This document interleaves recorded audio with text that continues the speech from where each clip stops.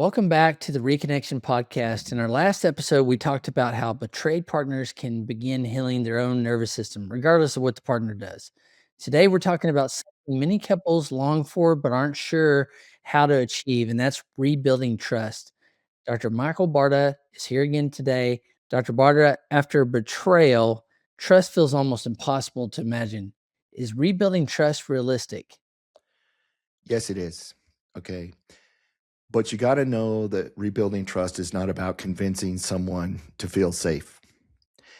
It's about creating repeated experiences of safety over time.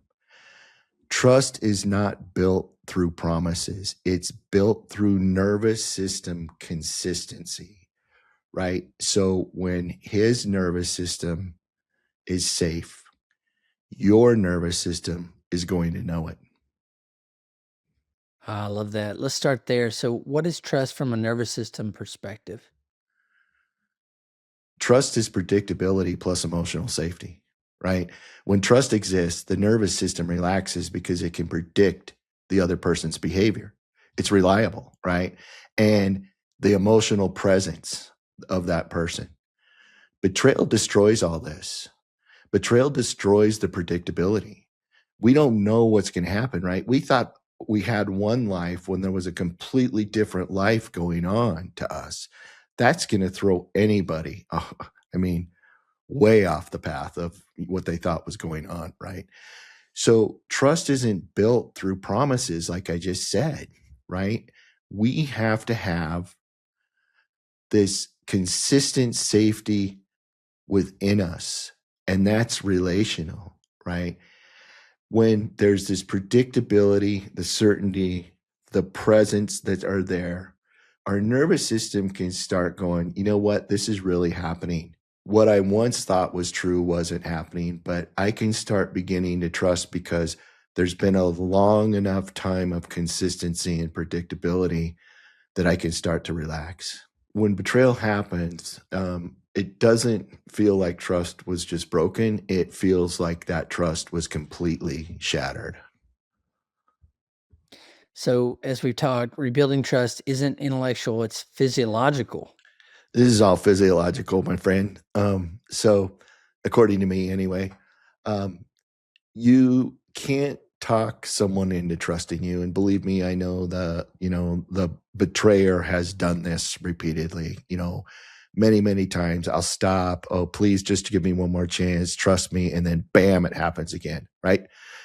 As a partner, don't feel bad for falling for that because the betrayer is not healed, right? And I love it because my brother once used this line. It's probably from somewhere else, but he goes, "A leopard doesn't change its spots," right?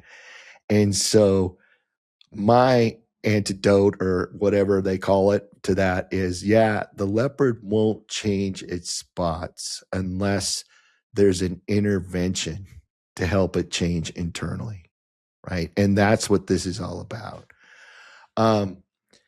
Their body has to, the partner's body has to start experiencing enough safety over time so that alarm doesn't keep ringing, right? This alarm that there's something wrong.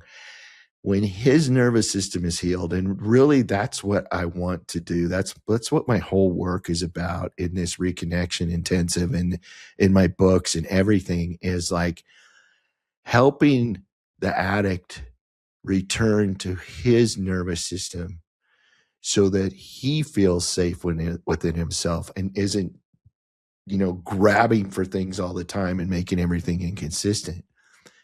When he has that internal safety, the partner's nervous system is going to automatically feel that. And that's when true healing starts. They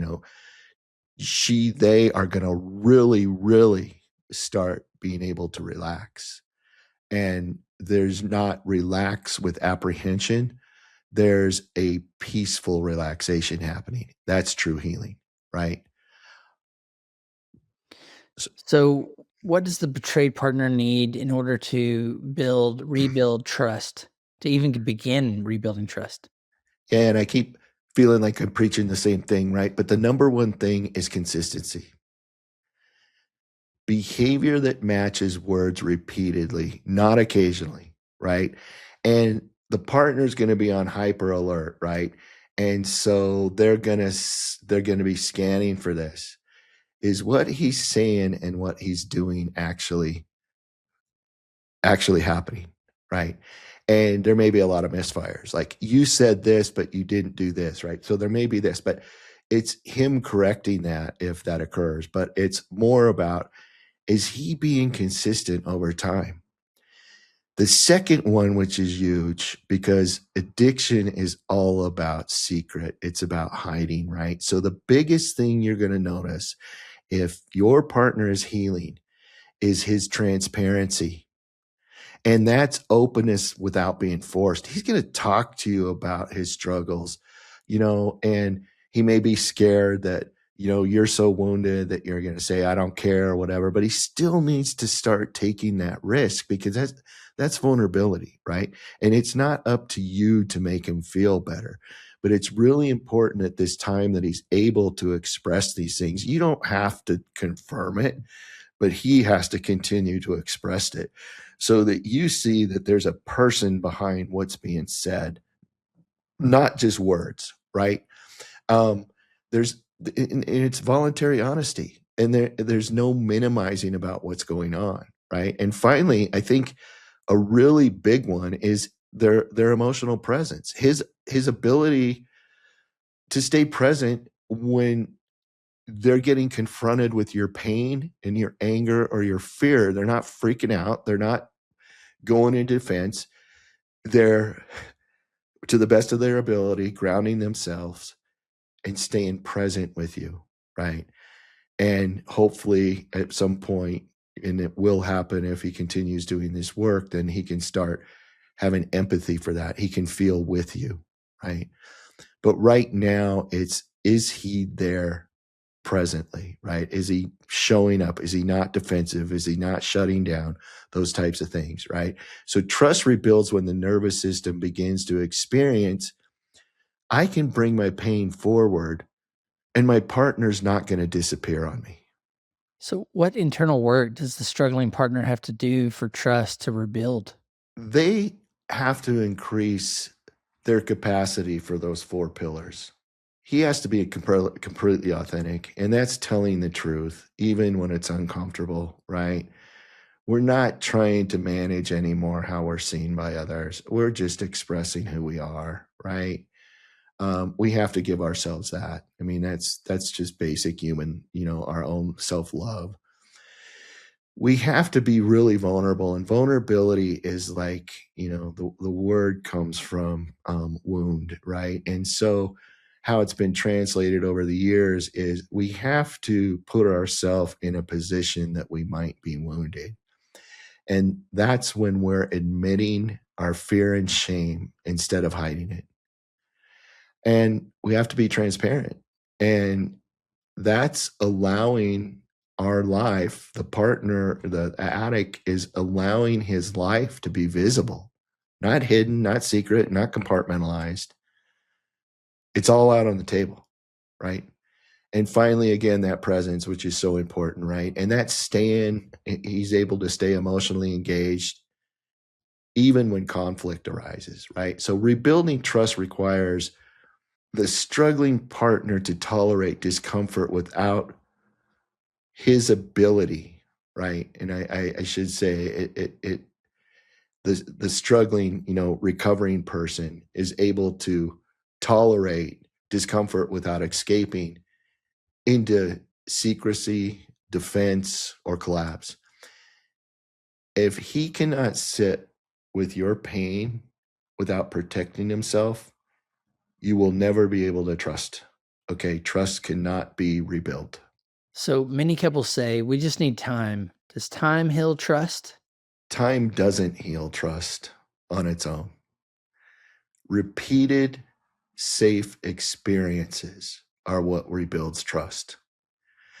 If the same patterns continue, defensiveness, emotional withdrawal, secrecy, time only deepens the distance, right? But If consistency, presence, and honesty are sustained over months and years, the nervous system is going to recalibrate. Trust is rebuilt through the accumulation of safety, not by passing time. How can couples tell that trust is actually rebuilding? Well, the partner's going to definitely know that she has fewer panic spikes.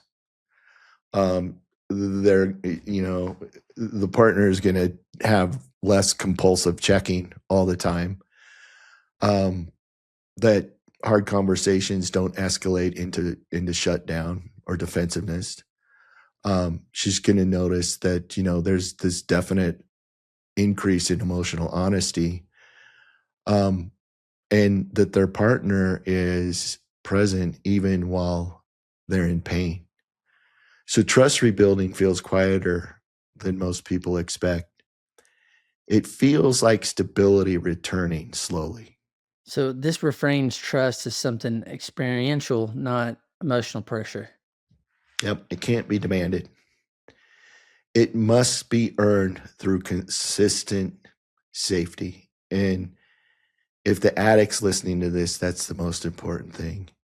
It's got to be earned through consistent safety. It's not about changing our behavior so that my partner likes me again or that they're not upset. It's about being fully present, authentic, transparent, and vulnerable at all times, right? And that's something that has never occurred. And that's what we do in the intensive is really reinstill those pillars during that time. So that's not only to heal the relationship, that's the only way he can heal himself is if he's those 4 pillars with himself, not just his partner, right?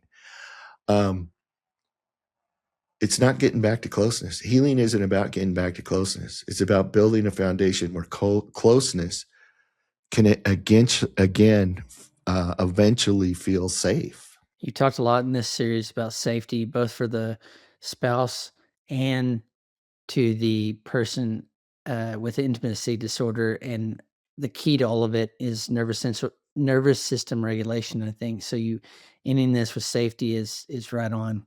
Yeah. I mean, I think nervous system regulation is synonymous with safety.